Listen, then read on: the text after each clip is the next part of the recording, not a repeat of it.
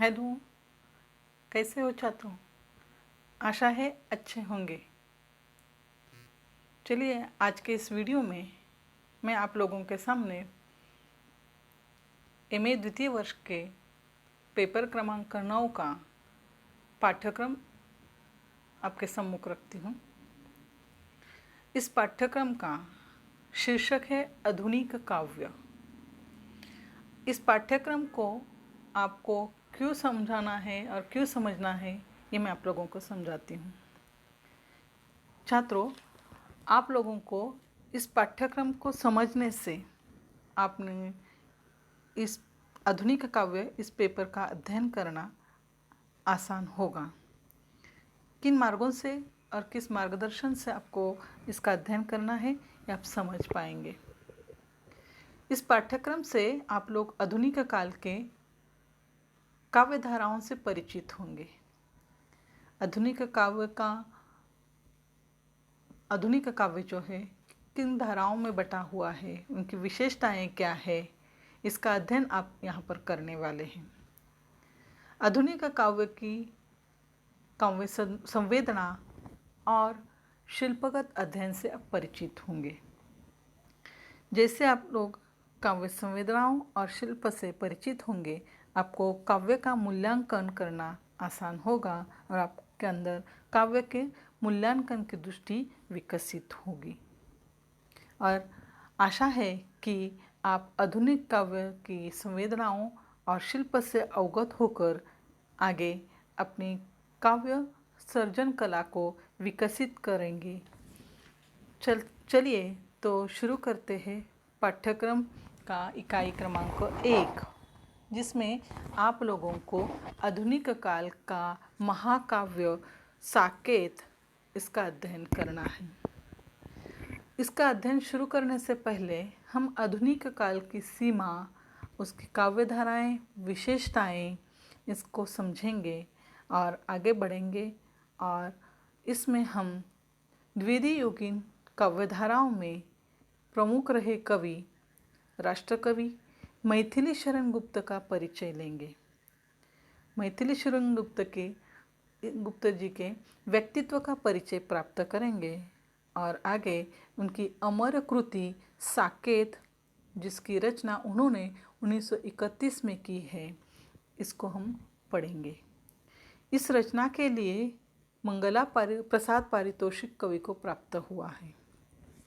ये साकेत महाकाव्य जो है, रामायण का पात्र उर्मिला, जो लक्ष्मण की पत्नी रही है, उसके जीवन पर आधारित है। यानी आप समझ गए होंगे, श्री जीवन पर लिखा ये महाकाव्य है जो 12 सर्गों में रचा गया है। उसमें से आप लोगों को 9वां सर्ग जो है उर्मिला के विरह वर्णन का है। इसके ऊपर इसका अध्ययन आपको करना है। इस 9वें सर्ग की विषय वस्तु क्या है, संवेदनाएं क्या है, इसको आप जान पाएंगे। साथ ही हम साकेत के शिल्प से परिचित होंगे। शिल्प में आप लोग साकेत की भाषा, कल्पना, बिंब, प्रतीक, अलंकार, शैली आदि का अध्ययन आप लोग करेंगे। इकाई 2 की ओर चलते हैं। इकाई 2 में यहाँ पर महाकाव्य कामायनी को पढ़ना है। कामायनी की रचना छायावाद के 4 प्रमुख स्तंभों में से एक रहे जयशंकर प्रसाद, इनके द्वारा रचा हुआ एक महाकाव्य है। इस महाकाव्य की रचना सन 1936 में हुई है। इसका अध्ययन शुरू करने से पहले छायावाद का परिचय लेंगे, छायावादी युग की रचनाओं की विशेषताओं को जानेंगे। साथ ही जयशंकर प्रसाद जी का व्यक्तित्व, इसका भी परिचय हम प्राप्त करेंगे। ये महाकाव्य जो आप लोगों को इस प्रश्न पत्र में पढ़ना है, वो 15 सर्गों में रचा हुआ है। उसमें से छठा सर्ग जो है लज्जा सर्ग, इसको आप लोगों को यहाँ पढ़ना है। इसका संवेदना पक्ष समझना होगा। इसके चरित्र, इसके कथानक से आप परिचित होंगे। इसकी रचना करते हुए कवि पर किन विचारों का प्रभाव है, जैसे अरविंद, गांधी आदि के विचारों का प्रभाव है, वो कैसे है, ये हम जान पाएंगे। साथ ही इस महाकाव्य से यानी कामायनी के द्वारा कवि क्या संदेश हमें देते हैं, वो भी हमें समझना होगा। मनुष्य जाति, प्रेम, संसार के द्वंद्व और शाश्वत तत्व क्या है, इनका महत्व क्या है, किस तरह कवि ने यहाँ पर उसको रचा है, ये समझना होगा। साथ ही आगे हम इसी महाकाव्य का शिल्पगत अध्ययन भी करेंगे। शिल्पगत अध्ययन में हम कामायनी की भाषा, कल्पना, काव्यबिंब, प्रतीक, मिथकता, रूप, अलंकार, शैली आदि का अध्ययन यहाँ पर महत्वपूर्ण होगा। तीसरे इकाई में हम यहाँ पर आधुनिक काल की 5 कवयित्रियों का अध्ययन करने वाले हैं। वो 5 कवयित्री कौन हैं? महादेवी वर्मा, निर्मल पुत्तुल, अनामिका, निर्मला गर्ग, गगन गिल। ये 5 प्रमुख कवयित्री जो है यहाँ पर इनका हम अध्ययन करने वाले हैं। पहली कविता है बिन भी हूँ मैं रागिनी भी हूँ। कवयित्री महादेवी वर्मा की ये कविता है। कवयित्री महादेवी वर्मा को ज्ञानपीठ पुरस्कार प्राप्त हुआ है।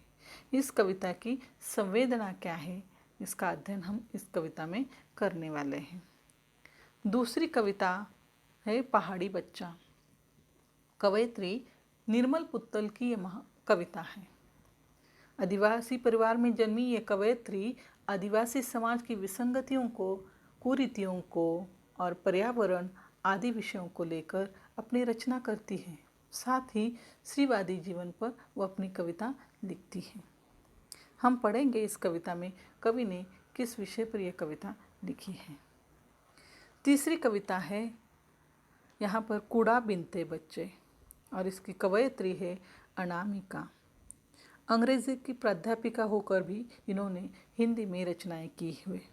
उनकी कविता कूड़ा बिनते बच्चे, इसका संवेदना पक्ष और शिल्प पक्ष का हम अध्ययन करने वाले हैं। चौथी कविता है जिंदगी का नमक और इसकी रचना की है कवयित्री निर्मला गर्ग ने। मारवाड़ी परिवार में जन्मी इस कवयित्री का अध्ययन करेंगे, उनके व्यक्तित्व का अध्ययन करेंगे और उनकी कविता जिंदगी का नमक, इसका भी हम संवेदना पक्ष और शिल्प पक्ष का अध्ययन करेंगे। पांचवी कविता है अंधेरे में बुद्ध और इसकी रचना की है कवयित्री गगन गिल ने। इस प्रकार हम 5 कवयित्रियों की कविताओं का अध्ययन इस इकाई में करने वाले हैं। आगे चलते हैं। इकाई 4 में हम देखते हैं कि यहाँ पर 2 कवियों का अध्ययन इस प्रश्न पत्र में आपको करना है। इस पाठ्यक्रम में ये जो कवि है, 2 कवि शमशेर बहादुर सिंह और धूमिल, शमशेर बहादुर सिंह की 3 कविता और धूमिल की 2 कविताओं का अध्ययन करना है। शमशेर बहादुर जी का परिचय हम प्राप्त करेंगे। यहाँ पर शमशेर बहादुर सिंह ये कवि जो है प्रगतिवादी विचारधारा के कवि हैं। ये तार सप्तक के कवि रहे हैं और इनके ऊपर अंग्रेजी कवि एजरा पाउंड और इलियट का प्रभाव दिखाई देता है। इनकी कविताओं में प्रेम, सौंदर्य, इसके विषय पर उन्होंने कविताएं लिखी हैं।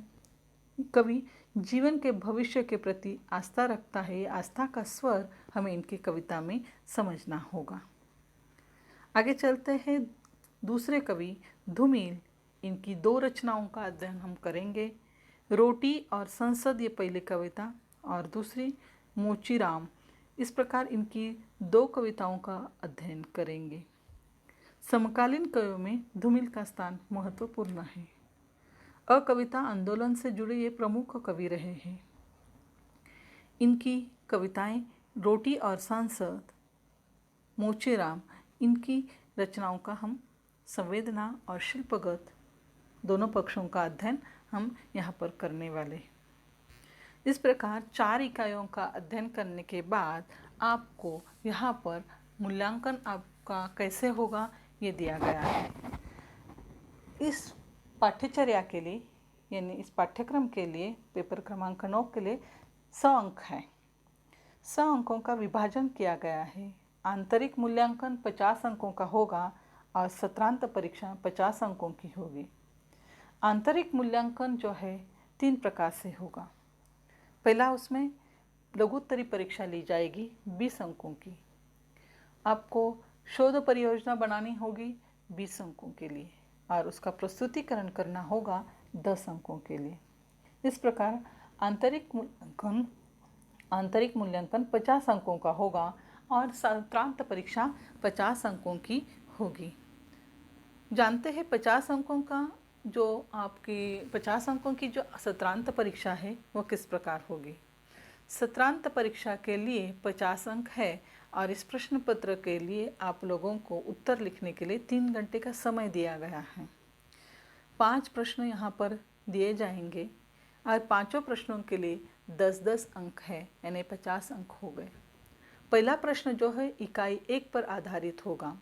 इकाई 1 यानी महाकाव्य साकेत जिसका अध्ययन आप करेंगे, जिसमें आप लोगों को 2 प्रश्न दिए जाएंगे, दीर्घोत्तरी प्रश्न होंगे और उसमें से एक प्रश्न का उत्तर आपको लिखना होगा और उसके लिए 10 अंक हैं।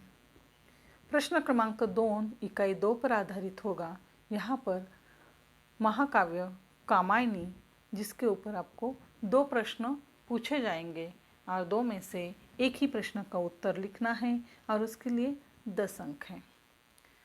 तीसरा प्रश्न इकाई 3 पर आधारित होगा, जहां आप लोगों ने 5 आधुनिक कवयित्री और कवियों उनकी कविताओं का अध्ययन किया है। उनकी कविताओं पर आपको 2 दीर्घोत्तरी प्रश्न दिए जाएंगे। 2 में से एक ही प्रश्न का उत्तर लिखना है और उसके लिए अंक है 10 अंक। प्रश्न क्रमांक 4 इकाई 4 पर आधारित होगा।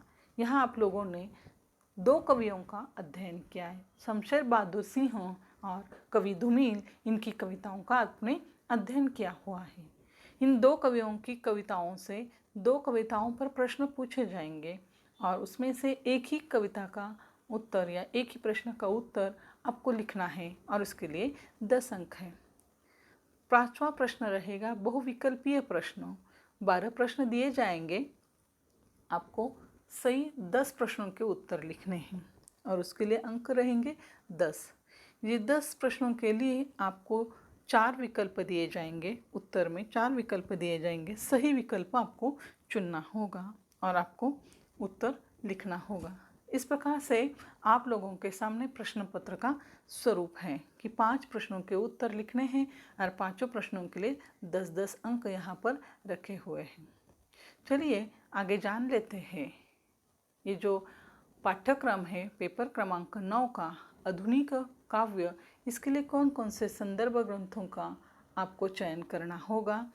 पहला संदर्भ ग्रंथ होगा काव्य प्रसून। संपादक है हिंदी अध्ययन मंडल, सावित्रीबाई पुणे विश्वविद्यालय पुणे। इनके द्वारा यह रचा ग्रंथ जो है उसको आपको लेना होगा। उसके माध्यम से आप इन कविताओं का अध्ययन करेंगे और काव्य का अध्ययन करेंगे। दूसरा ग्रंथ है कामायनी का पुनर्मूल्यांकन और इस ग्रंथ के रचनाकार है डॉक्टर राम स्वरूप चतुर्वेदी। इनके द्वारा यह रचा ग्रंथ है। तीसरा संदर्भ ग्रंथ है कामायनी एक पुनर्विचार ग मुक्तिबोध। इनके द्वारा यह रचा ग्रंथ है। इसका अध्ययन आप लोग यहाँ पर कर सकते हैं।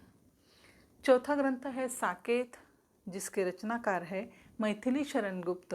यह भी आप लोग ग्रंथ लेकर साकेत का अध्ययन करेंगे।